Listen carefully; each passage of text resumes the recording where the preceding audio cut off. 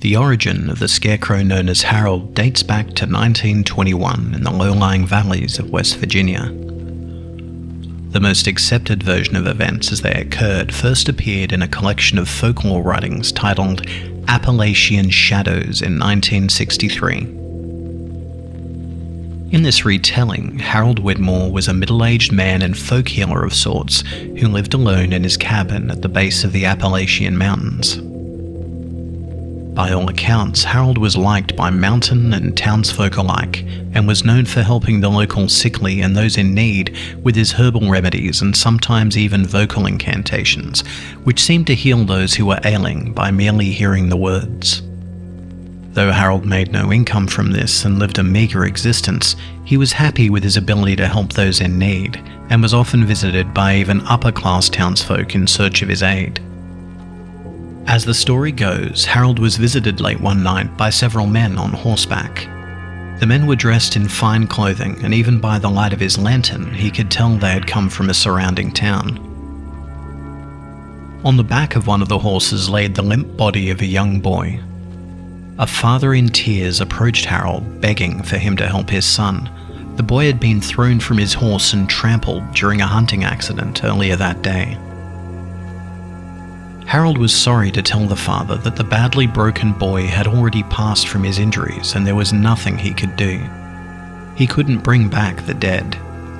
The father begged and pleaded with Harold to no avail until he became enraged. He promised vengeance on Harold for not helping his boy as he and his men rode off into the darkness. Several days later, again in the dark of night, Harold was awoken to the sounds of barking hounds and the yellings of a lynch mob. As promised, the father had returned with a group of men all intent on making Harold share the same fate as the poor boy. As the men set fire to Harold's cabin, he escaped through the back and slipped into the mountains. He thought he might outsmart the men as he made his way to the base of the mountain, but he soon heard the barking of the hounds behind him, hot on his trail. Beginning to panic, Harold made his way into a cornfield at the edge of the valley and began weaving his way through the stalks. It was when he paused finally to catch his breath that he made his fatal mistake. Another shot rang out in the darkness and Harold clutched his gut, pulling away a hand wet with blood. The hounds sounded as though they were right behind him, and he began to stumble and weave deeper into the darkness of the cornfield. As Harold burst into a clearing between the rows, another shot rang out, and he felt the breath escape him. The men quickly caught up to Harold to find him kneeling below a scarecrow in the middle of the row. He was holding the fabric of the scarecrow's shirt and quietly gasping words none of the men could understand. A final shot rang out, and Harold collapsed dead on the ground beneath the scarecrow. The men allowed their dogs to mutilate his corpse, and it's unknown if he was ever even buried. It was believed by most that Harold had simply met his fate in the mountains of natural causes when it appeared that he had vanished, and he was almost forgotten about until a strange murder occurred. The father of the boy was found dead in his cornfield by a farm worker. He had been pierced nearly to a pulp by a pitchfork that lay beside him. The story became even stranger when the farm worker described a scarecrow in the field nearby that he swore had not been there before. The scarecrow's clothes stained with blood. Then, another murder. Another man involved in the lynch mob was discovered by his children. He had been disemboweled. His body laid in the yard of his home, a blood-covered scarecrow planted firmly in the ground beside him. As the townsfolk began to panic over these strange murders, one terrified man involved in the lynch mob came forward with the truth of what had happened and described how they had found Harold whispering his strange language, clutching at a scarecrow as they shot him dead. This man refused to name others involved in the crime, but he was hung to death for his involvement in the murder.